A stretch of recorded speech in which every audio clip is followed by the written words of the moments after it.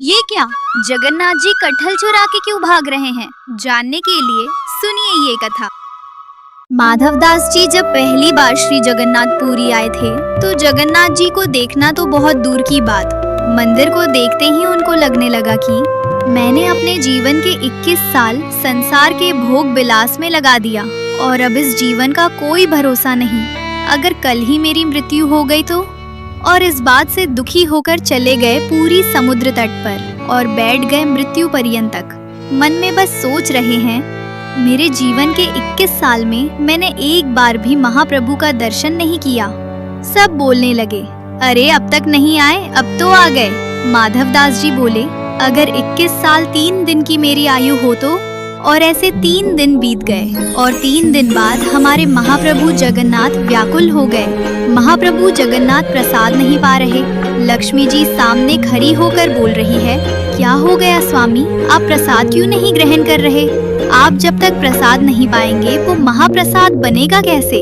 जगन्नाथ जी बोले, देवी इच्छा नहीं हो रही। लक्ष्मी जी बोली, क्यों, क्या हो गया? जगन्नाथ जी बोले, एक मेरा परम भक्त आया है, उसने 3 दिन से कुछ नहीं पाया है, तो मैं कैसे पा सकता हूँ? लक्ष्मी जी बोली, ठीक है, आप चिंता मत करो, मैं प्रसाद भिजवाती हूँ, उसके पास आप प्रसाद पाओ। जगन्नाथ जी बोले, उसको प्रसाद देने कोई और नहीं, मैं ही जाऊँगा। लक्ष्मी जी बोली, जय हो, ऐसा सौभाग्य तो मुझे भी नहीं मिला जो आप उसको देने जा रहे हैं। और जगन्नाथ जी अपने सोने की थाली जिसमें वो खुद प्रसाद पाते हैं, उस थाली में महाप्रसाद लेके एक छोटे से बालक का भेष बना के प्रकट हो गए माधवदास जी के सामने। और माधवदास जी से कहा, आप ही माधवदास हैं? माधवदास जी बोले, हाँ जी मैं ही हूँ, क्यों, क्या बात है?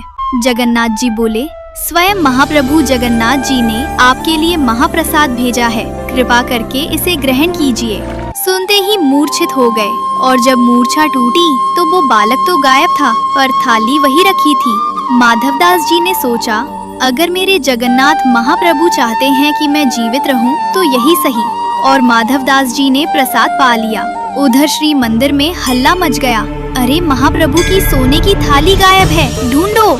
उधर जगन्नाथ जी ने गजपति राजा को स्वप्न दिया, मेरा एक परम भक्त माधवदास 3 दिन अनशन पर समुद्र तट पर बैठा था, उसको प्रसाद देने मैं ही अपनी सोने की थाली लेके गया था।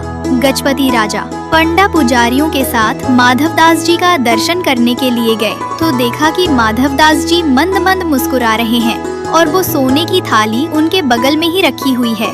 गजपति बोले, चलिए महाप्रभु का दर्शन करने के लिए चलिए। जैसे ही माधवदास जी श्री मंदिर में प्रवेश किए, ब्रह्म बेदी पे जगन्नाथ जी झूम उठे, मेरा माधव आ गया, मेरा माधव आ गया। और इस घटना के कुछ वर्ष बाद हमारे जगन्नाथ महाप्रभु का एक दिन मन हुआ कि बहुत दिन हो गया चोरी किए हुए, अब चोरी करने जाना है मुझे।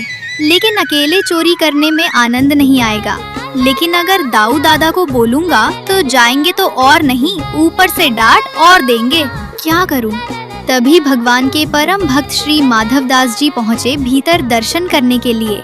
माधवदास जी बोले, महाप्रभु आज आप इतने उदास क्यों लग रहे हैं, इतने संकट कष्ट में आप क्यों हैं? तो जगन्नाथ जी बोले, हमारा मन नहीं लग रहा। बोले, क्यों नहीं लग रहा? बोले, हम पूरी उड़ीसा में विराजमान तो हो गए, खूब बढ़िया यहाँ पर पाते हैं दाल भात महाप्रसाद, लेकिन बचपन में जो हम लीला करते थे वो सब यहाँ नहीं कर पा रहे। बोले, क्या नहीं हो रहा? बोले, चोरी नहीं कर पा रहे हम, चोरी करने का मन हो रहा है। माधवदास जी बोले, धीरे बोलो, जगन्नाथ बोलते हैं लोग आपको। क्या बोलते हैं? जगन्नाथ, पूरे विश्व की रक्षा करने वाले को जगन्नाथ कहते हैं। नाथ का मतलब रक्षक, और आप यहाँ पर अभी चोरी करने की बात कर रहे हो? ठाकुर जी बोले, भले ही हमारा नाम जगन्नाथ हो गया हो पर स्वभाव कैसे छूटे, स्वभाव तो वही है हमारा। बहुत मन हो रहा है चोरी करने का। माधवदास जी बोले, तो फिर चले जाइए, किसने रोका आपको, कराओ चोरी। ठाकुर जी बोले, वो भी तो बात है, अकेले आनंद नहीं आता है, एक आध 2 लोग हो साथ में तो सुख मिलता है। माधवदास जी बोले, बगल में सुभद्रा जी और बलभद्र जी है, इनको ले जाओ। जगन्नाथ जी बोले, रहने दो, फिर तो हम ऐसे ही ठीक है। क्यों? बोले, इनको लेकर के जाऊंगा तो फिर एक तो मुझसे खुद ही नहीं संभाला जाता अपने आप को, इनको क्या संभालूंगा? फिर बलराम जी हमारे वैसे ही क्रोधी है, चोरी में अगर पकड़े गए तो सीधा सर धड़ से अलग ही कर देंगे, उसका हत्या और हो जाएगी। और तो और बलराम जी तो ऐसे हैं, मैंने अगर इनसे कह दिए कि चोरी करने जाना है तो पहले तो मुझे ही चार सुनाएंगे और थोड़ा भी शर्म नहीं आता। इतना बड़ा हो गया है, भगवान बन गया है, सब तुझे आकर प्रणाम करते हैं, फिर भी चोरी करना नहीं छोड़ा। चार तो मुझे सुनाएंगे और फिर उसके बाद चोरी करने का मन बना भी दूंगा तो बलभद्र जी बड़देव हैं, इनको बड़े देवता माना जाता है। अगर मैंने इनसे कह दी कि मुझे चोरी करनी है तो बलराम जी पूरी जगन्नाथपुरी को बुला लेंगे और सबसे कहेंगे हमारो लाला चोरी करने आएगा, व्यवस्था करो। ऐसी चोरी की क्या, फिर हमको सुख तो मिलेगा नहीं। बेचारे वहाँ जहाँ हम चोरी करने जाएंगे सब बेचारे कहेंगे लाला चोरी कर लो, आ जाओ हमारे घर आ जाओ, चोरी कर लो। दाऊ दादा के हल से इतना डरेंगे सब, हमको सुख नहीं मिलेगा।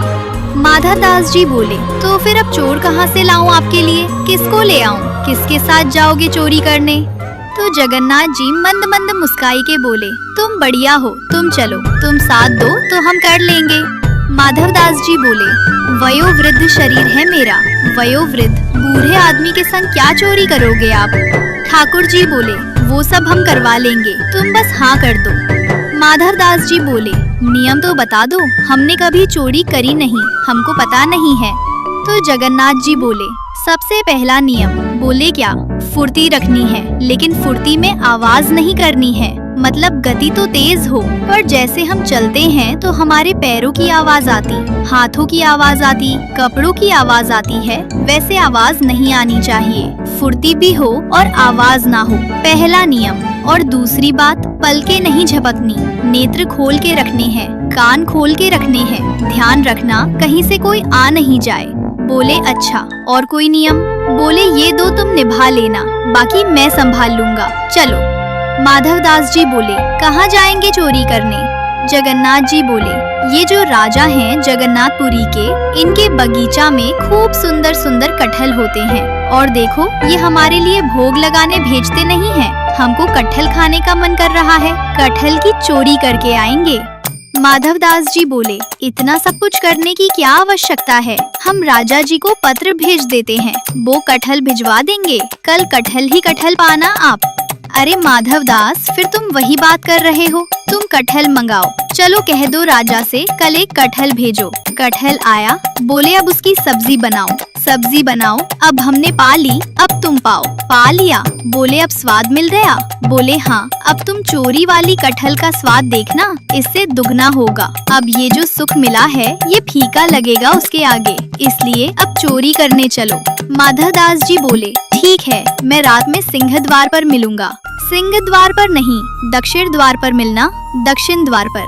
माधव दास जी बाहर प्रतीक्षा कर रहे हैं, रात्रि में ठाकुर जी आए, चुपचाप छोटे से लाला बन गए, बड़े बड़े नेत्र हैं, काले ठाकुर जी और सुंदर, एक पोशाक धारण करके आए।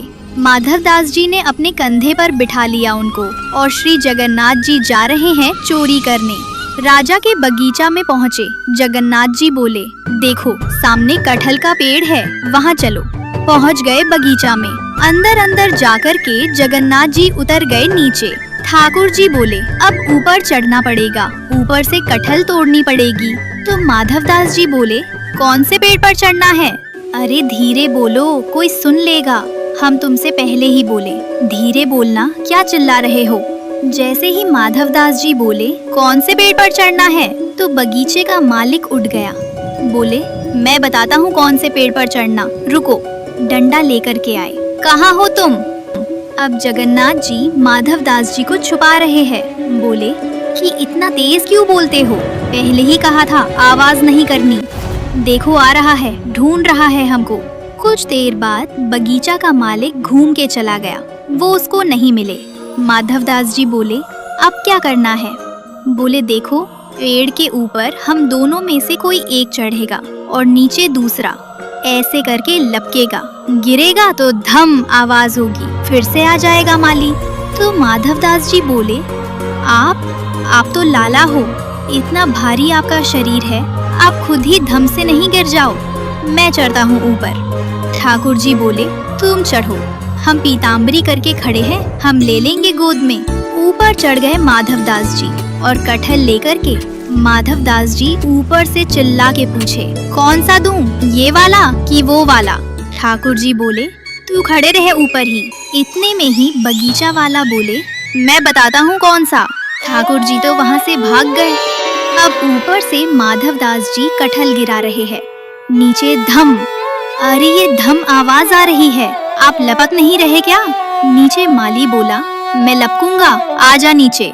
माधवदास जी नीचे उतर करके आए। बेचारे ठाकुर जी तो भाग गए वहाँ से। माधवदास जी जैसे ही निकल करके नीचे आए, हाथ पांव बांध दिए। बोले, रुक जाओ, तुमको बताते हैं, सुबह होने दो। माधवदास जी इधर उधर देख रहे हैं। किसको ढूंढ रहे हो? बोले, एक और आए थे साथ में, उनको ढूंढ रहा हूँ, हमें तो कोई नहीं दिखा। वो तो अंतर ध्यान हो गए होंगे, सीधे मंदिर में जाकर खड़े हो गए। दूसरे दिन सुबह हुई। राजा को खबर मिली कि हमारे बगीचा में कोई चोर घुसे थे रात को।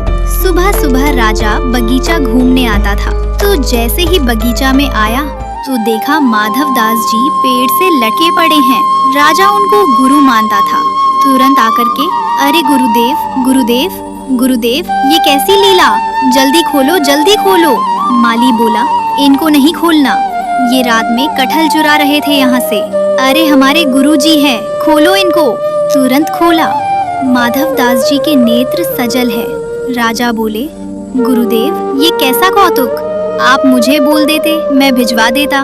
माधवदास जी बोले, हमारा शरीर देख करके तुमको लगता है कि हम कटहल खाते होंगे? हमारे अंग में कहीं भी आपको ऐसे लक्षण दिखते हैं? हमारी जीवा इतनी चटोरी होगी कि हमको कटहल की इच्छा हो? तो बोले, हमारे जगन्नाथपुरी में सबसे चटोरे कौन है? बोले, कौन है? बोले, सबसे ज्यादा चटोरे एक ही है, महाप्रभु जगन्नाथ। उनकी इच्छा हो रही थी कि भैया बहुत दिन हो गए हमने चोरी नहीं करी, तो चोरी करने के लिए आपके बगीचे में आए थे, कटहल की चुराई करने के लिए। हमको ऊपर चढ़ाया, सब बात बताई और बोले, वो तो भाग गए, इसने हमको पकड़ लिया। राजा के नेत्र सजल हो गए, कितना बड़ा भाग्यशाली हूँ, महाप्रभु जगन्नाथ मेरे बगीचे पर चोरी करने आए और उसी दिन पूरा बगीचा महाप्रभु जगन्नाथ जी के ही नाम कर दिया। बोले, अब महाप्रभु जी का ही है ये बगीचा, अब ये हमारा नहीं है, अब यहाँ जो भी सामग्री सब महाप्रभु जी की है। माधवदास जी बेचारे स्नान ध्यान करके निकले, समुद्र प्रणाम करने जाते रोज भोर में। जैसे ही समुद्र प्रणाम करने गए, सोई दूर देखा कालिया ठाकुर चलते हुए आ रहे हैं। माधवदास जी बोले, बहुत बढ़िया, भाग गए थे रात को? बोले, हम तो नहीं भागे, तुम चिल्ला क्यों रहे थे?